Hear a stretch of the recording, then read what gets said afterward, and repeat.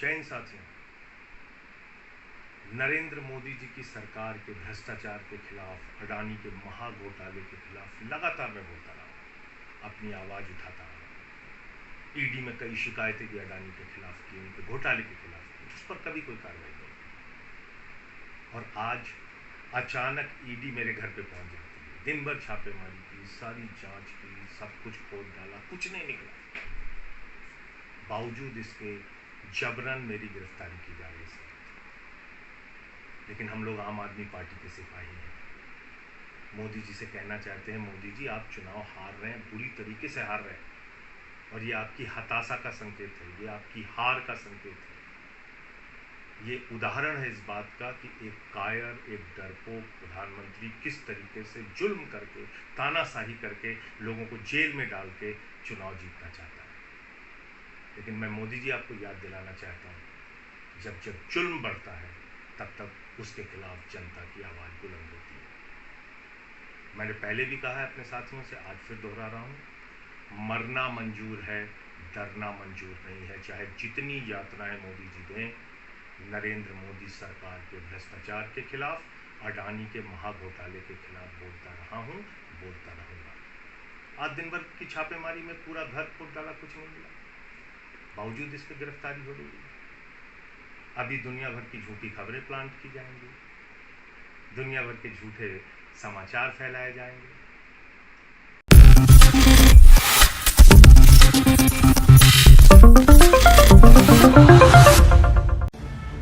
जैसा अब तक हुआ था वैसे ही आज भी हुआ है, और आज संजय सिंह के मामले में भी वही हुआ।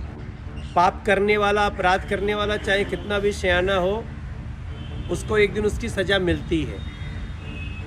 आज दिल्ली की वो सारी बहनें, वो सारी माताएं, जिनके घरों के आगे शराब की दुकान खोलने के लिए, जिनके बच्चों को शराबी बनाने के लिए दिल्ली की सरकार ने एक बड़ा षड्यंत्र रचा था, उन सभी माताओं की हाय तो आज लगी गई। संजय सिंह भी गिरफ्तार हुए हैं, और आज दिल्ली को फिर से विश्वास हुआ होगा कि गलत करने वाला कभी बच नहीं सकता। और मुझे पूरा विश्वास है कि अभी ये आंच सत्येंद्र जैन, मनीष सिसोदिया और संजय सिंह तक पहुंची है, लेकिन जिस प्रकार से दिल्ली के माताओं बहनों को तकलीफ दिया है सरकार ने, ये आंच जल्दी अरविंद केजरीवाल जी तक भी पहुंचेगी।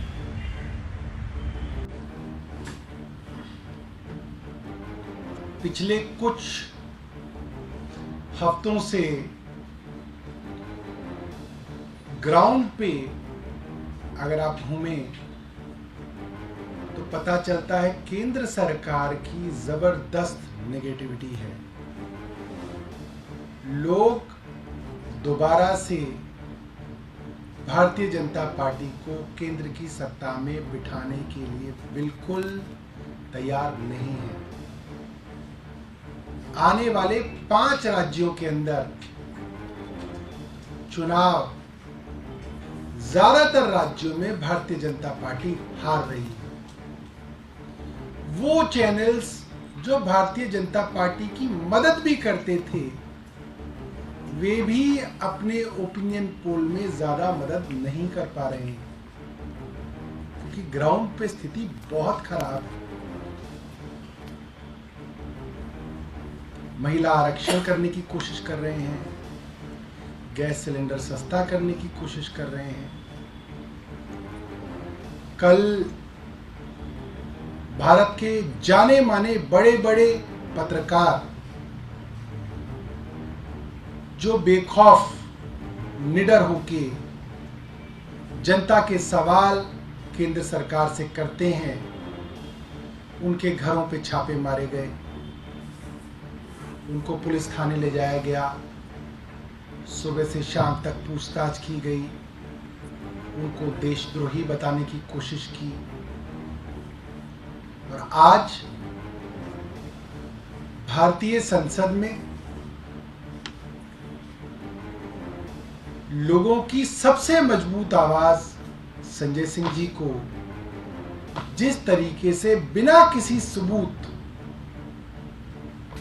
बिना किसी ठोस कारण गिरफ्तार किया गया है, ये बात साबित होती है कि प्रधानमंत्री जी जानते हैं कि प्रधानमंत्री जी चुनाव हार रहे हैं और निराशा है, हार का डर है, बौखलाहट है, डेस्परेशन है, जिसमें अब इस तरीके के उलझुल काम केंद्र सरकार केंद्रीय एजेंसियों से करा रही है। और हर एक सरकार जो तानाशाही की तरफ बढ़ती है उसके लक्षण होते हैं कि जब सत्ता जा रही होती है तो इस तरीके के कारनामे सामने आते हैं और इसकी वजह से सत्ता बची किसी की नहीं है। इसकी वजह से सत्ता और तेजी से हाथ से फिसलती चली जाती है। और आप देखेंगे, आप इस प्रेस कॉन्फ्रेंस को याद करिएगा, 2024 के चुनाव के बाद इस प्रेस कॉन्फ्रेंस को मैं दोबारा से ट्वीट करूंगा। दिल्ली के शराब माफिया घोटाले का एक और अपराधी राज्यसभा सांसद संजय सिंह अब वो भी तिहाड़ जा रहे हैं। दिल्ली के हजारों परिवार इन्होंने अपने शराब के खेल में बर्बाद कर दिए। आज दिल्ली की उन्हीं माता बहनों की हाय लगी है।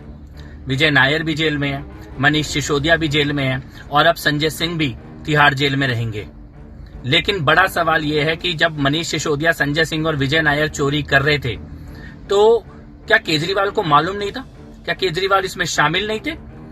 कई सरकारी गवाहों ने यह कहा है कि उन्होंने पैसे केजरीवाल के कहने पर दिए। तो मुझे लगता है कि आंखों में जरा भी शर्म बची है तो अरविंद केजरीवाल को इस्तीफा दे देना चाहिए। ये सुनिश्चित है कि अंत अरविंद केजरीवाल का भी तिहाड़ जेल के अंदर ही होगा।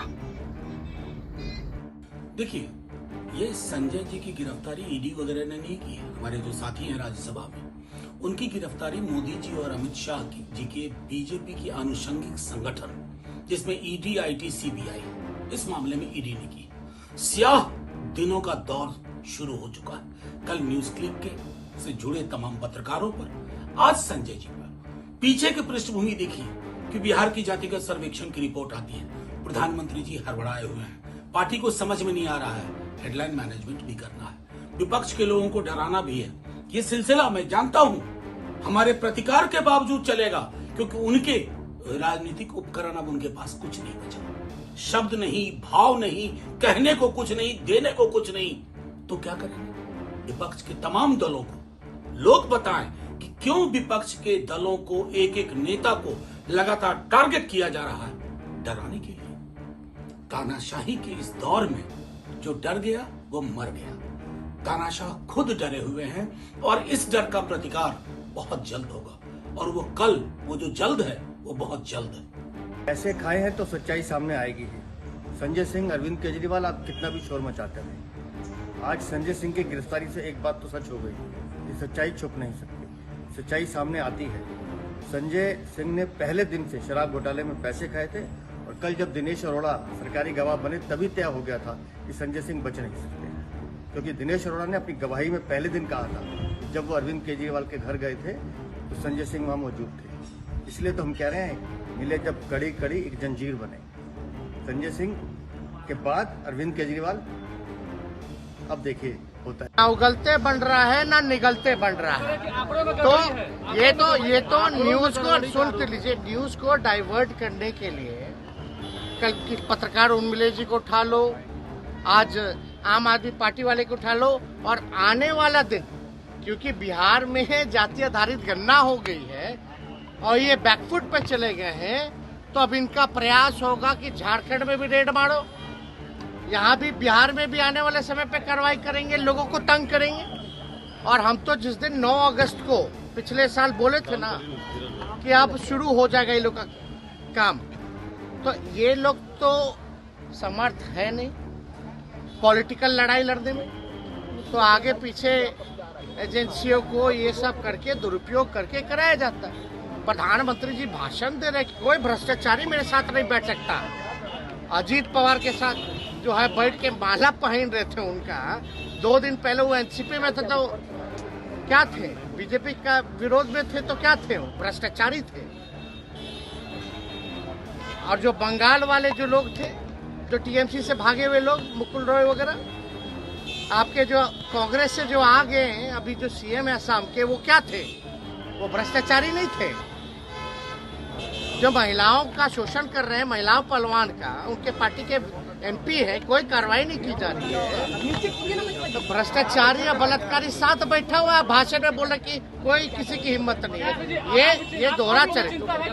तो आने वाले समय में देखिए, चुनाव जैसे जैसे नजदीक आएगा, और खास तौर पे बिहार ने जो एग्जाम्पल सेट किया है कास्ट बेस्ड सर्वे का, तो यहाँ तो बिहार में विशेष तौर पे इन लोगों का ध्यान रहेगा, लेकिन कुछ होना नहीं है। बात समझ लीजिए, कुछ होने वाला नहीं है, क्योंकि दम नहीं। किस बात का? अरे भाई, हम तो 17 से देख ही ना रहे हैं, और बचपन से भी देख रहे हैं। तो अरे तंग करेगा तो जितना आदमी उतना पकेगा, तो जितना उससे कोई फर्क नहीं पड़ने वाला है। हालत वाकई में तंग तो वो लोग हो रहे हैं, डरे हुए तो वो लोग हैं।